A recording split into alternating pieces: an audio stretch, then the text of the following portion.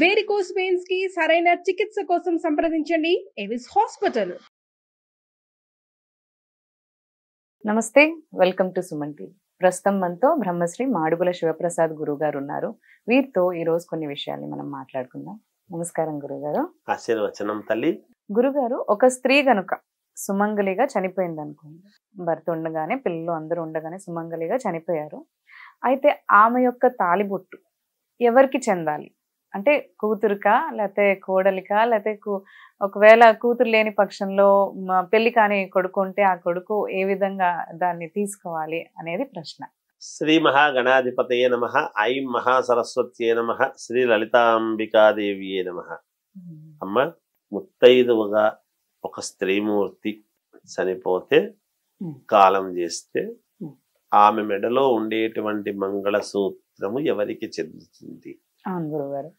మంగళసూత్రం ఒకటే అనడానికి లేదు, గాజులు ఏవో ఉండొచ్చునేమో, ఉంటే ఉండకపోవచ్చును. కానీ గాజులు లేకపోయినా మీ ప్రశ్న మంగళసూత్రం అయితే ఉంటుంది కదా.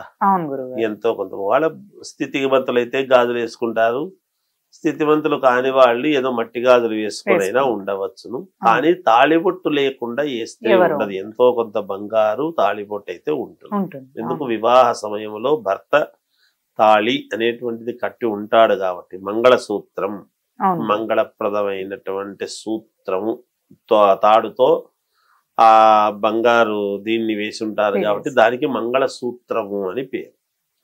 ఇప్పుడు చైన్లో వేసుకుంటున్నారు సరుడు, తాళిబొట్టు సరుడు అని, నల్లపూసల దండ అని, ఇలాంటివన్నీ ఏవో తర్వాత వచ్చాయి. నిజానికి పసుపు దారములో తాళిబొట్లు రెండు ఎక్కించి, తాళిబొట్టు ఎక్కించి భర్త కట్టి ఉంటాడు.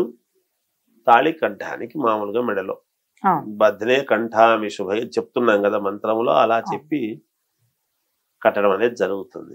ఆమె ఒకవేళ ఇదైతే ఎవరికి చెందాలి? మిగతా ఆస్తులు అవి ఇవి ఏవో ఉన్నవి దానికి అనుకూలంగా ఏదో ఈ రోజులలో ఒక తండ్రికి వాళ్ళు ఇద్దరుండినా, నలుగురుండినా, ముగ్గురుండినా, 10 మంది ఉండినా, ఎవరుండినా సమానముగా ఆస్తి రావాలి ఆడపిల్లలకు కూడా అనేటువంటిది ఒక చట్టాలు ఉన్నాయి. కాబట్టి పెళ్ళప్పుడు చాలా ఖర్చు పెట్టి ఇచ్చినావు కదా, మళ్ళీ ఎందుకు ఇస్తాము అని ఒకటి, ఇవ్వకపోతే ఎలా అని ఒకటి, ఇవేవో వాదనలు అటు ఇటు జరుగుతూ ఉంటాయి, సహజం అది.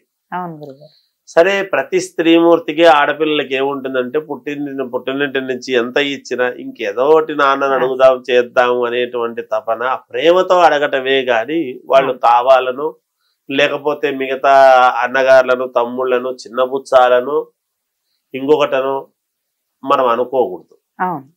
ఏ స్త్రీ అయినా అడగవచ్చును, అడిగే అధికారం ఉన్నది. ఒకవేళ వీళ్ళు లక్షణకరంగా సంతోషముగా ఉంటే వాళ్లకు పట్టండి అని ఇవ్వవచ్చును. ఈ బంధాలన్నీ ఉండాలనే కదా ఆడవాళ్లకు, ఆడపిల్లలకు అప్పుడప్పుడు పుట్టినింటికి రాక అనేది వస్తే ఏదో కాస్త చీర సారా పెట్టడము, పసుపు కుంకుమ ఇవ్వటము అనేటువంటిది ఒక సాంప్రదాయము మనకు నడుస్తూ ఉన్నది. కాబట్టి ఇలా అడగవచ్చును, చేయొచ్చును, తప్పులేదు. కానీ ఇక్కడ తాళి కట్టినటువంటి భర్త ఉండి ఒకవేళ భార్య గనక ఇదైతే ముందుగా ప్రతి స్త్రీమూర్తి ముత్తైదుగా భర్త చేతుల మీదుగా పోవాలని కోరుకుంటుంది. మన హిందూ స్త్రీ యొక్క గొప్పతనము ఏదో వాళ్ళు ఏదో అనుకుంటూ ఉంటారు అలా. సరే, ఎవరెవరు చేసుకున్నటువంటి పుణ్యఫలం వల్ల వాళ్ళు ఇదవుతూ ఉంటారు. ఇక్కడ ఆమెది ఎవరికి చెందాలి, ఇది ఎవరికి ఇస్తే ధర్మబద్ధము అనేటువంటిది ఒకటి. సరే, నిజానికి ఈ కుటుంబంలో ఉండేటువంటి స్త్రీ కాబట్టి ఆ తాళిబొట్లను ఏం చేస్తారు వీళ్ళు తీసుకొని? నిజానికి అత్తగారి తాళిబొట్టు తీసుకొని వాళ్ళ కోడలైనా ఏం చేస్తుంది, కూతురైనా ఏం చేస్తుంది? ఆల్రెడీ వాళ్లకు పెళ్లిళ్ళు అయింటే వాళ్ళకు తాళిబొట్లు కంటుంటారు, చేసి ఉంటారు, అక్కడికి అయిపోయింది. ఎవరి తాళి వాళ్ళదే, ఎవరి భర్త వాళ్ళది, వ్యవహారం వేరు. దీన్ని తీసుకుని ఏం చేయాలి వాళ్ళు? ఏదో మార్చుకోవాలి. తాళిబొట్ల దగ్గర పెద్దగా ఈ సమస్య ఇవన్నీ ఎందుకు వస్తున్నాయి అంటే, వాళ్ళ బంగారు అది ఉంది అంటే ఆ బంగారు ఎవరికి చెందాలి అనేటువంటిది ముఖ్యంగా, సహజంగా. నిజానికి పూర్వము నేను ఎక్కడో చదివినటువంటి గ్రంథములో నాకు తెలిసినటువంటిది ఏమిటి అంటే, సుమంగళిగా ఎప్పుడైతే ఆమె ఇదవుతూ ఉన్నదో ఆమెతో పాటి అది కూడా అలాగే చేసేయాలి అనేటువంటిదే ఉంది. తీయరాదు అనే ఉంది తీయరాదు. నిజానికి. బంగారు కదా, మనుషులకు కొంచెం మరి బంగారు మీద ఉంటుంది కదా, అందువలన సమస్యలు వస్తున్నాయి ఇక్కడ. అందుకే చూస్తుంటాం బంగారు తీసి పసుపు తాడు వేసి చేస్తుంటారు అప్పుడు కదా వాళ్ళకి. అసలు తీయరాదు, తీయకూడదు. ఒకసారి ఇదయిన తర్వాత అంత పెద్ద మనిషే పోయింది కదమ్మా. అవును గురుగారు. దాంతో ఏది ఉంది? నిజంగా చెప్పండి, ఒక్క మాట ఆలోచన చేస్తే. అంతే అంతే. ఆ మనిషి కంటే బంగారు మీద విలువనా? మనిషే పోయిన తర్వాత ఆ బంగారుతో ఏమవుతుంది?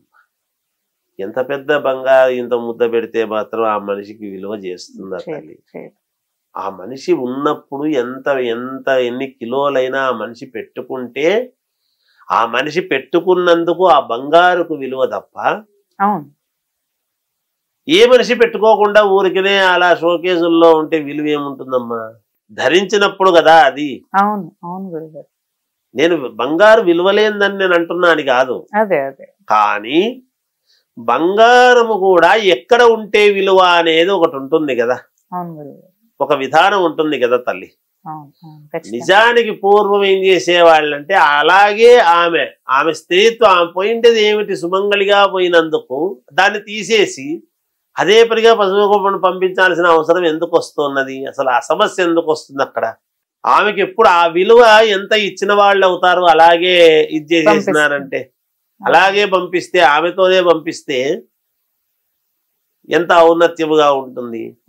సరే ఈ రోజుల్లో బంగారు కాబట్టి ఈ రోజుల్లో ఉన్న విలువ దాన్ని బట్టి మనం ఆలోచన చేస్తూ ఉన్నారు. యువతలి వాళ్ళు కూడా పోయిన వాళ్ళతో అందరూ పోలేరు కదా. ఎంత ప్రేమ ఉండినా ఎంత అనురాగం ఉండినా ఉన్నవాళ్ళు ఉంటారు.